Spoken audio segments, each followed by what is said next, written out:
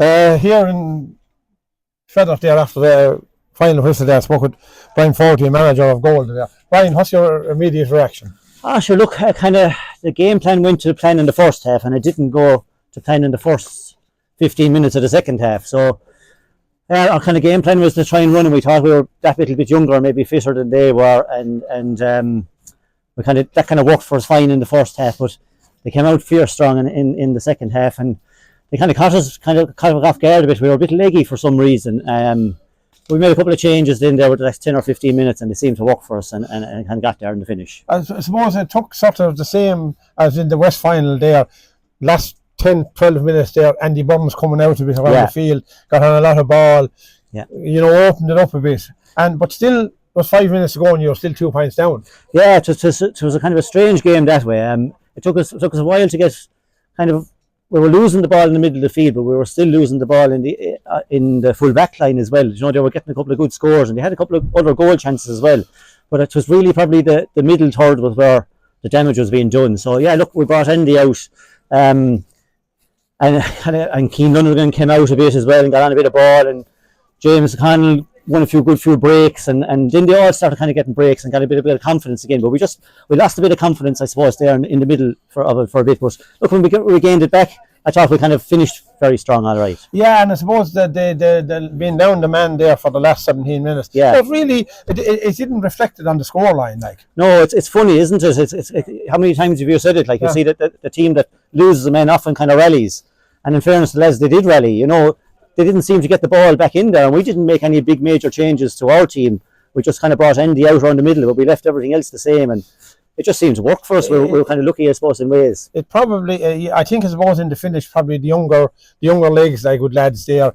Yeah. Even when the game went into injury time, the battling there for it, and it's a 1 point game can go anyway, exactly, yeah. And you have to be disciplined as well now with the new rules, because the ball can be brought up to 50 metres, and it could be between the winning and drawing of the game, at that stage. Absolutely, yeah. Look, we were lucky we probably didn't lose some of our lads to the intermediates, because they're definitely good enough to be playing intermediate, So those lads on the wings we had a good bit of experience up the middle, and we had the lads on the wings then, and young Aidan Toohey, of course, in the middle of the field. He did a Trojan work today again as well.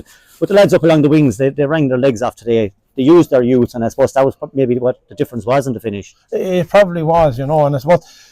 Look, it's capping off that's your third county final. It's capping off a great season for Golden. They don't come around that often. No, look, and I was telling the lads, this one of the kind of the speeches I was given for the last 2 or 3 days. Golden has only ever actually, up until today, have only ever won 6 adult county finals in the history of the club. So these don't come around too often, So I was trying to say to him, you're probably not going to get a chance to win these too often to grab it, Look, we're still in the junior C hurling as well. We've kind of an agreement between the 4 clubs. We're going to play off a bit of an old tournament between ourselves on December the 7th.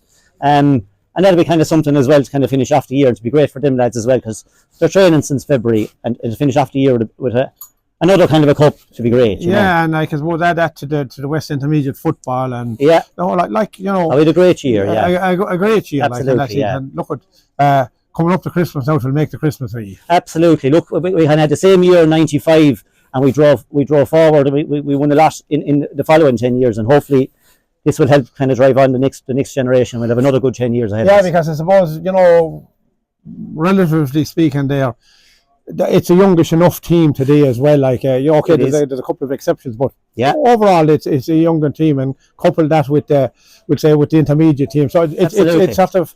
Your adult teams now are very young. We are. Look, our intermediates, I think we had was a 10 or 11 under 21s playing it, and there now again, I think we had another six under 21s again. So and they're only just 18, 19. So they're going to be developing into intermediates as well. So look, it bodes well for the future. Thank God.